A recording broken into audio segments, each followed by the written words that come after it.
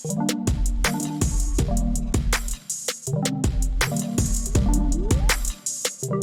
what is up, guys? Nick here, helping you to master your technology. In this episode, I want to talk to you about why I've come to the conclusion that the iPhone 13 Pro Max is the best phone out there. Beginning with my first reason, it's that it's the most premium feeling phone on the market. And some people say, well, that's just biased. That's just your opinion, bro. Like, premium, what does that even mean? That's subjective to your taste. And yes, in a way it is, but when I objectively look at both smartphones like a S21 Ultra and the iPhone 13 Pro Max, there's one thing that sets it apart.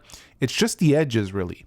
The edges of the S21 Ultra use aluminum, and over here we're using stainless steel. Also, there's a little bit more heft to the body on this phone, and I think that just gives it a slight bit more premium feel than this one. However, I really think this is very close, and if it was down to the best phones on the market, these are the two right here as of right now. And I do think in some ways Apple needs to copy Samsung, like the punch hole. I also think they need to copy this camera, how they keep this aluminum right here to keep your fingerprint smudges and dust all off of there. But one of the main reasons is that what I'm holding for the most part is right here on the phone, and I feel that and that weight. It just gives it a little bit more of a solid feel. Next thing is the battery life. Now, a lot of manufacturers like to claim we have great battery life. We have a big, battery in our phone. But the one that actually provides the battery that they talk about is this phone right here. When it comes to, the marketing spiel of a lot of companies, a lot of them don't really match up to what they say, but I find that this Apple iPhone 13 Pro Max actually hits those numbers that it advertises. You do get that really long battery life. This thing has almost iPad-like battery life. You can see I had 5-hour screen time when I last charged this thing, and it had like 50-something% left. So this phone has ridiculous battery life. Some people might be claiming, I'm not getting the battery life you're talking about, but you also have to remember everybody's use case is different. If you are using the camera a lot or you're playing a lot of games, you could drain that a lot faster than what it's actually capable of with regular use. Number 3 reason is the ProMotion display. This thing is incredibly smooth. And when I talk about this, I'm not saying other phones didn't have it.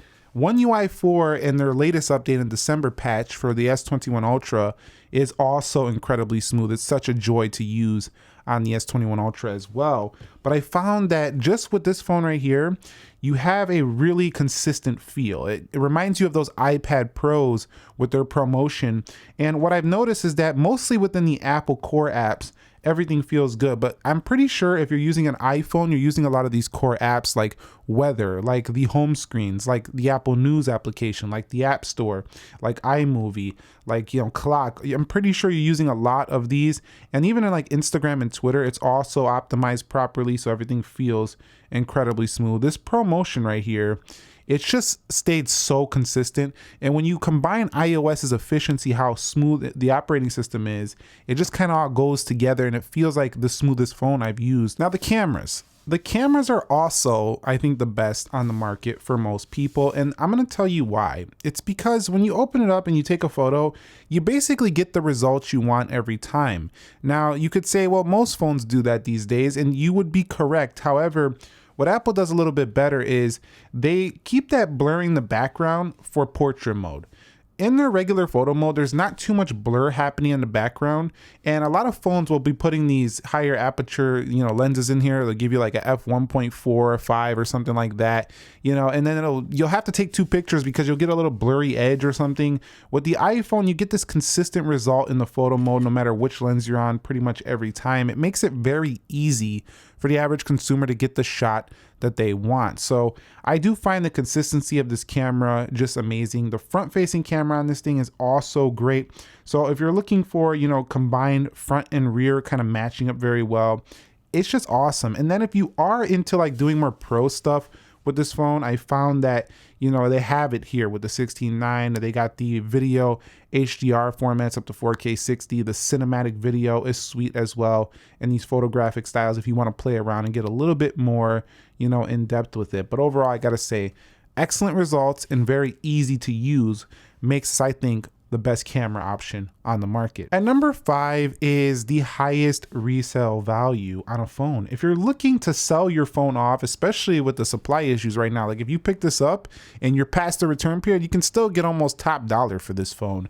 You know, it's gonna hold its value very well. At number 6 is the software. Now, this is an area where I'm not gonna say it's the absolute best. Some people will prefer the feature set of One UI 4 of stock Android from the Pixel, or the Pixel experience, you can call it. You know, some software like Xiaomi, you might like those other software, you know, how they perform. But for me, I think that the iOS software has been the most updated frequently. And when we have a lot of, you know, security issues in 2021 and privacy issues, I want to be on a phone that is constantly being updated as soon as we find out about this problem. And, you know, Apple does a really good job here. So I really do like that, because it makes me feel a little bit more secure. And you still got to do some basic principles and practices to make sure you stay secure online.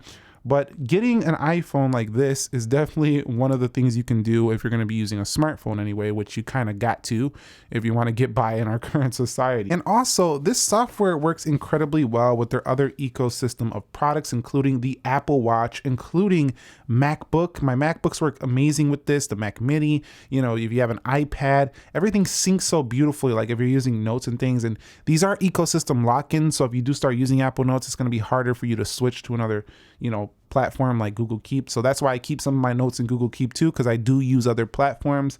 But I'm just saying, you know, the Apple stuff just kind of syncs in very nicely with each other.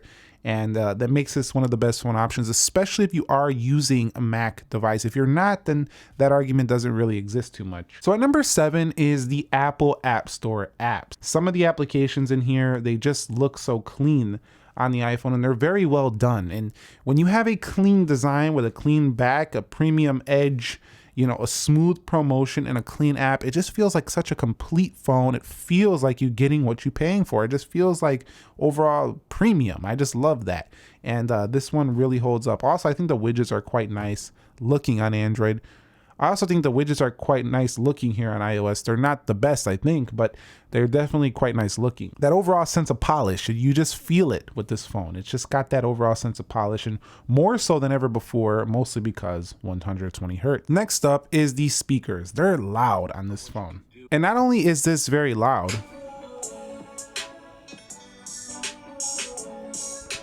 a lot of phones, when you raise the volume all the way up to the top, they get tinny and crappy sounding. This one, no. This one sounds good. It sounds bassy and nice at all levels. So very good on this device. And number 9 is, I've talked about it before, but the 5G performance and just the mobile reception, it's just stronger because of the modems they're using in these iPhones. It doesn't really matter which carrier you're on, you're gonna have better signal strength than ever before. Some people notice they just got better reception on Samsung devices. Not anymore. These days, they're pretty similar, and that's a really big reason why it could stay up there as one of the best phones out there today. And my next reason is customer service. If you have a problem with this phone, it's easy to just go to the Apple Store, provided, and I'm not saying it's easy for you, provided you're in a location where there's an Apple Store nearby. If not, you might have to use the online services, but even their online services are very good. You know, the customer service is strong if you need help or you have problems with the phone, and that can make it one of the main reasons to pick it up as well. But at the end of the day, because of all these reasons, it's just hard to say another phone is better. Now, the S21 Ultra to me was prior the best phone out there, I think hardware wise. And in a lot of areas, this phone is still beating out this phone. I'm still thinking about doing a full comparison between these two, you know, camera, everything. You know, I just wanted to use this one for a few months first to get a real idea, because I used this for like 6 months. You know, this is still very good, but you know, this might be just the best phone right now for all the reasons I mentioned. And that probably will change when the S22 Ultra comes. So that's only a couple months away. And then there's an SE3 coming as well.